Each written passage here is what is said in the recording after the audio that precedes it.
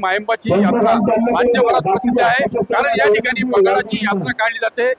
अर्थात बगाडाची यात्रा म्हणजे या भागामध्ये त्याला गळवंती असं म्हटलं जातं। आणि आता आपण आहोत जो गळवंतीचा थरार सुरू आहे या परिसरामध्ये, वीरभद्र मंदिरात समोरील या परिसरामध्ये जवळपास हजारो लोक जे आहेत, जे हजारो भाविक आहेत, ते या गळवंतीचा थरार अनुभवण्यासाठी या ठिकाणी आलेले आहेत। खरं बघितलं तर जे नवस्फूर्ती झालेले भाविक आहेत ते या गळवंतीला लटकतात।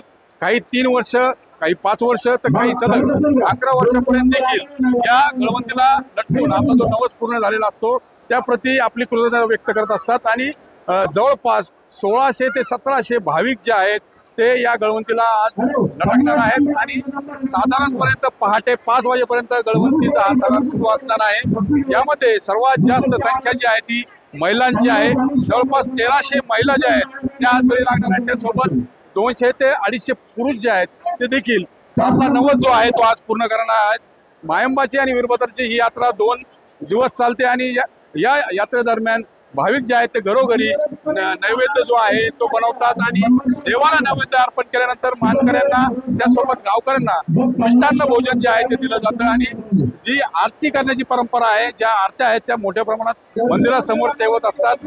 शेकडो वर्षाची ही जी परंपरा आहे आजही अखंडित आहे। साधारणतः 800 वर्षापूर्वीची जी वीरभद्राची शिळा आहे ती याच मंदिरामध्ये स्थापित आहे। आणि आपण जर बघितलं एक धार्मिक महत्व जे आहे ते या आजच्या बगाड यात्रेला जे आहे ते पाहायला मिळतंय। आणि जी नवसाची मुलं असतात ती देखील या गळवंतीला लटकून त्यांची शोभा मिरवणूक जी आहे ती मायंबा मंदिरापासून वीरभद्र मंदिरापर्यंत पोहोचते आणि त्यानंतर हा गळवंतीचा जो थरार आहे तो सुरू होतो।